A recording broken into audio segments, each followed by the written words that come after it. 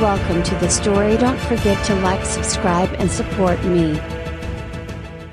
The metal door clicked shut behind him, a soft hiss following as the locks sealed him into the chamber. Harrison Cole stood still, his heart beat thunderous in his ears. How had it come to this? How had he, the President of the United States SNO, the former president, been reduced to nothing more than a whisper of consciousness about to be transplanted into someone else's body? The thought chilled him, but the world outside offered no alternative. Earth was in chaos, his government in ruins, and he had been the one responsible. "Mr. President, we're ready to begin."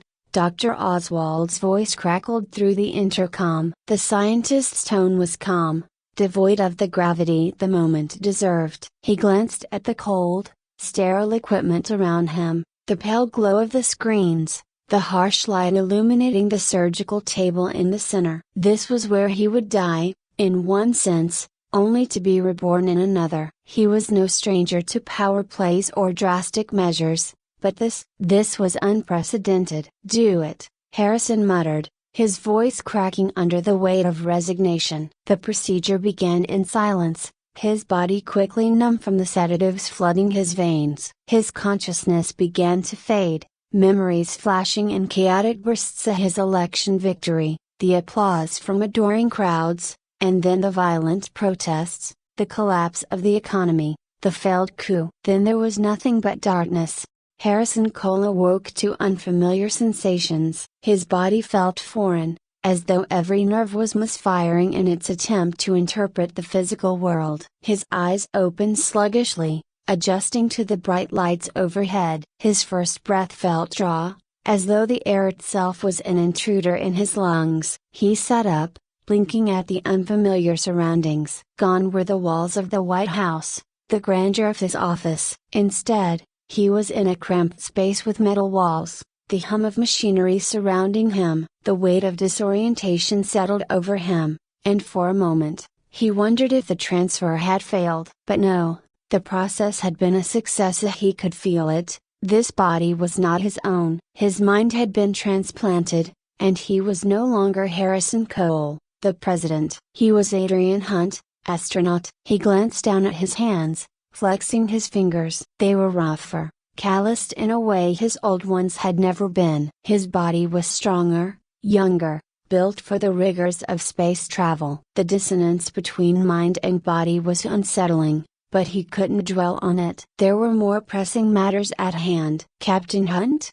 A voice broke the silence, startling him. He turned to see a woman standing in the doorway, her dark hair pulled into a tight braid, her uniform crisp. She was tall, exuding authority with every step she took toward him. "Yes?"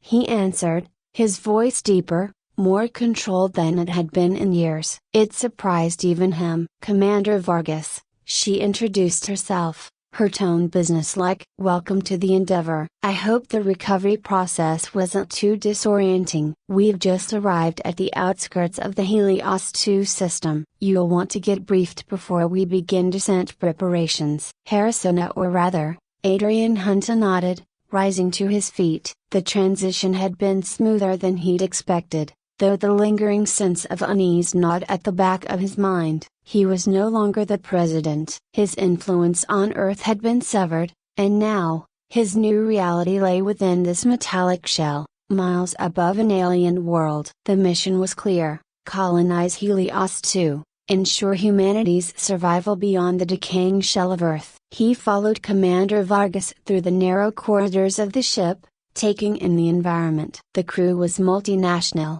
a collection of men and women from nations that had once been rivals but now worked together out of necessity. The mission to Helios 2 was humanity's last hope, a desperate gambit to establish a new home before the Earth became entirely uninhabitable. As they reached the command center, the tension in the air was palpable. Screens displayed data about the planet they were about to land on, the crew working methodically to ensure a smooth descent. Commander Vargas wasted no time as she handed Harrison a tablet filled with mission reports. "The atmosphere on Helios 2 is unstable," she explained. "Storms are frequent, and the terrain is more hostile than we anticipated. We'll need to land carefully, set up a perimeter, and get the colony equipment operational as soon as possible." Harrison scanned the reports, his mind already calculating the risks. Despite the months of preparation, it was clear that the mission faced far more complications than they had anticipated. Vargas's brow furrowed as she continued, "We also detected life signs, small, probably primitive, but it's enough to warrant caution."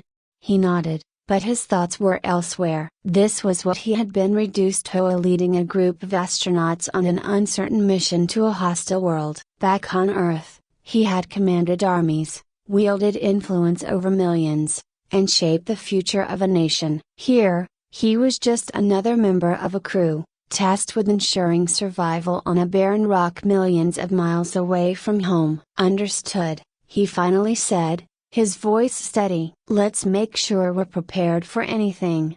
The descent to Helios 2 was rougher than expected. The storm systems on the planet were far more violent than the preliminary scans had shown. The Endeavour shook violently as it pushed through the atmosphere, turbulence sending ripples of anxiety through the crew. Harrison kept his gaze fixed on the display in front of him, calculating their trajectory, offering occasional suggestions to the pilot, though his input was careful, calculated to not draw too much attention.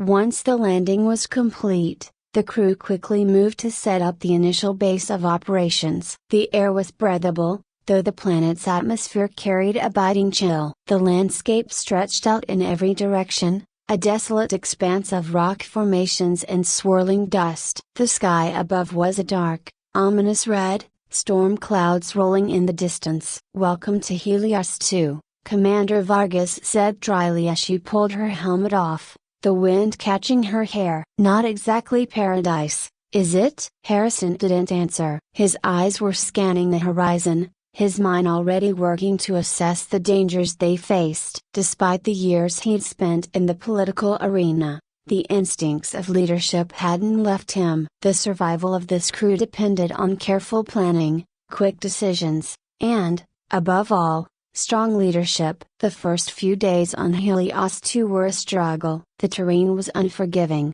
and the storms, which raged without warning, made it difficult to establish a secure base. But Harrison found himself falling into his role naturally, offering guidance during crises, his years of experience in military strategy coming to the forefront. Commander Vargas, though initially skeptical of his assertiveness, couldn't deny the effectiveness of his leadership. "You've got a knack for this," Anna Kowalski, the ship's engineer, remarked one evening as they worked to repair one of the colony's power generators. "Feels like you've been doing this kind of thing your whole life." Harrison smiled faintly but didn't respond. If only she knew the truth. His life had been one of boardrooms, back-channel deals, and political maneuvering, not the gritty hands-on work of survival. But in a way, this felt more real and more meaningful than anything he had ever done as president. As the weeks passed, the crew began to rely on him more. Commander Vargas, though still holding the official title, started turning to him for advice. Dr. Wei, the mission's lead biologist, frequently consulted him on strategies for studying the planet's ecosystem, while Sergeant Jaco deferred to his judgment during security briefings. It wasn't long before they encountered the first signs of alien life. It began with strange readings on the scanners of faint electromagnetic pulses emanating from beneath the planet's surface. Dr. Wei was fascinated, theorizing that the signals might be a form of communication. But Harrison felt uneasy. There was something about the signals that seemed too deliberate, too intelligent. "We need to be cautious," Harrison warned during one of the mission briefings. "If these life forms are capable of communication, we can't assume they're harmless." Commander Vargas folded her arms across her chest, her expression skeptical. "We're not here to start a war, Captain. We're here to colonize. Let's not turn this into a hostile situation." He bit back his retort. There it was, the reminder that he wasn't in charge, that his role here was advisory at best. But old habits died hard, and Harrison's instincts were rarely wrong. Halfway through the exploration of Helios 2, Harrison found himself confronted by his own limitations. As much as he had adapted to his new life, the dissonance between his past and present remained ever present, nagging at him in quiet moments. His mind was still that of a leader, but here, in this alien wilderness, his authority was borrowed, fragile. One evening, as they sat around a makeshift fire beneath the red sky, Anna Kowalski sat beside him, her gaze thoughtful. "You ever think about who you were before this?" she asked quietly. He stiffened but kept his voice even. "What do you mean?" Anna shrugged, staring into the flickering flames. "You don't seem like the kind of guy who is always an astronaut. There's something different about you, like you're used to calling the shots." "But it's more than that." Harrison remained silent for a long moment, weighing his words carefully. Could he trust her? Could he trust anyone with the truth? Harrison stared into the fire, feeling the weight of Anna's question linger in the air between them. The crackling flames danced in his peripheral vision, but his mind was far from the warmth of the fire. The truth was a heavy burden, one he'd carried alone since waking up in this new body. He'd played the role of Captain Adrian Hunt well enough, but moments like this, when someone peeled back the layers, forced him to confront who he really was. "I've had a lot of experience," he said cautiously, his voice barely above a murmur. "Leadership isn't something you can just walk away from, even when you try." Anna's gaze remained steady, but she said nothing, waiting for him to continue. He wanted to confide in her, to tell her the truth that he was not just some random astronaut, but Harrison Cole, the former President of the United States. But trust, especially out here, was a fragile thing. If the crew learned who he really was, what he had once represented, it could fracture the tenuous balance they had found on this alien world. Before he could say more, a distant rumble echoed across the barren landscape. The ground beneath them trembled, and both Harrison and Anna stood, eyes scanning the horizon. The storms were returning, fierce and unpredictable, swirling red clouds gathering above them like an impending threat. "We should get inside," Harrison said, his voice calm but firm. They quickly doused the fire and made their way back to the colony base, where the rest of the crew was already preparing for the incoming storm. The winds picked up as they approached, howling through the corridors of their temporary shelters. Inside, the air was thick with tension. These storms had a way of turning even the most hardened astronauts into uneasy wrecks. Commander Vargas was issuing orders, her voice sharp and decisive as she directed the crew to secure the equipment. Harrison moved to assist without hesitation, his mind already working through contingency plans. Despite her initial distrust of him,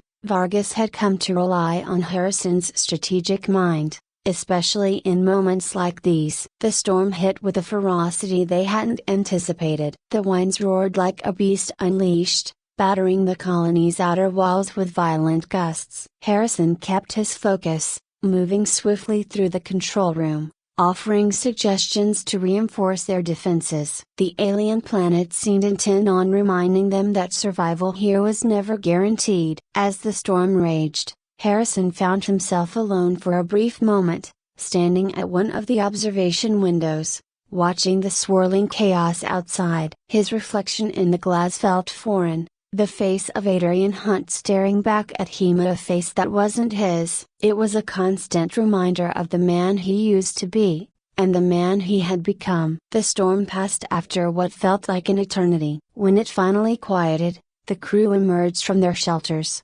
exhausted but unharmed. Vargas approached Harrison, her expression grim but appreciative. "Good work today, Captain," she said, her voice softer than usual. "You've been a lot more helpful than I expected." Harrison met her gaze, offering a slight nod. "Just doing my part." Vargas lingered for a moment, as if she wanted to say more, but then turned away, leaving Harrison to his thoughts. He watched her go, knowing that no matter how much he contributed, the truth of who he was would always separate him from the rest of them. Weeks passed, and the crew continued to make progress in setting up the colony. The storms became a regular occurrence, each one more violent than the last. But it wasn't the weather that concerned Harrison DiMosta, it was the growing threat from beneath the surface. The electromagnetic signals they had detected earlier were becoming stronger, more frequent. Dr. Wei had been working tirelessly to decode them, her fascination with the alien life forms consuming her every waking moment. "They're communicating with each other," Dr. Wei explained one evening, her voice brimming with excitement. "It's not random noise, there's a pattern, a structure. These creatures are intelligent." Harrison listened carefully, his instincts prickling at the back of his mind. The signals had always felt too deliberate to be harmless, and now, with Dr. Wei's confirmation, his suspicions were all but confirmed. The life forms on Helios 2 were not just simple organisms, they were capable of complex thought, perhaps even strategy. "We need to be prepared," Harrison said, his voice low. "If they're intelligent, they could see us as a threat. We need to consider defensive measures." Commander Vargas, who had joined them for the discussion, looked skeptical. "We're here to colonize, not start a war." "Let's not jump to conclusions, Captain." Harrison clenched his jaw but held his tongue. It was an argument they'd had before with Vargas's reluctance to acknowledge the potential danger these creatures posed. But he knew better than to push her too hard. His influence, though growing, was still fragile. He couldn't afford to undermine her authority, not yet. Still, he couldn't shake the feeling that something was coming, something far worse than the storms that battered their base. And when it arrived, they would need to be ready. The attack came in the dead of night. Harrison was jolted awake by the blaring alarms, the ground beneath him shaking violently. He leapt to his feet, heart pounding, as the comm system crackled to life. "All hands, report to the control room." Vargas's voice was sharp, laced with urgency. Harrison sprinted down the narrow corridors, his mind racing. The electromagnetic signals had been erratic in the days leading up to this, but they hadn't expected an assault. As he reached the control room, the scene before him was chaotic, screens flashing with warning signs, crew members shouting as they tried to make sense of the data pouring in. "They're coming from below," Sergeant Deco reported, his voice steady despite the chaos. "Dozens of them, maybe more." Harrison's eyes narrowed as he scanned the data. The life forms had breached the surface, and they were advancing quickly toward the colony. The creatures they had once considered harmless were now a direct threat, their numbers overwhelming. "Activate the defense systems," Harrison ordered, stepping into his role as leader without hesitation. Vargas shot him a glance, but she didn't object. In the face of an immediate threat, even she knew that Harrison's instincts were invaluable. The colony's automated defenses sprang to life, turrets swiveling to face the advancing creatures. Outside, the ground shook as the life forms surged toward them, their bodies barely visible in the dark. The electromagnetic signals they emitted pulsed in the air, disrupting the colony's communication systems. "Focus on repelling them,"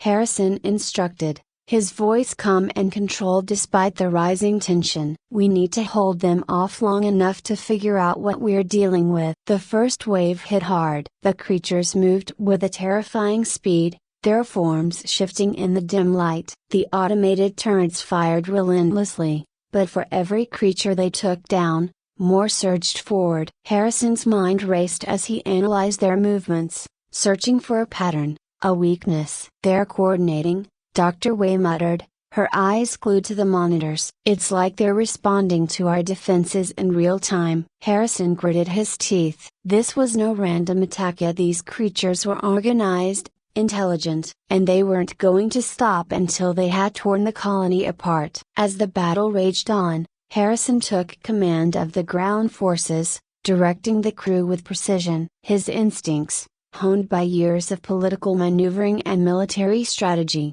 guided his decisions. Under his leadership, the crew fought back with renewed determination, slowly gaining the upper hand. But the cost was high. The colony's defenses were battered, and several crew members were injured in the chaos. As the creatures finally retreated, disappearing back into the depths of the planet, Harrison stood amidst the wreckage, breathing heavily. Commander Vargas approached him, her expression a mix of exhaustion and grudging respect. "You saved us tonight," she said quietly. Harrison met her gaze, but there was no satisfaction in his victory. The attack had only confirmed what he had feared all along, that they were not alone on Helios 2, and the creatures below were not going to let them settle here peacefully. "We need to prepare for another attack," he said firmly.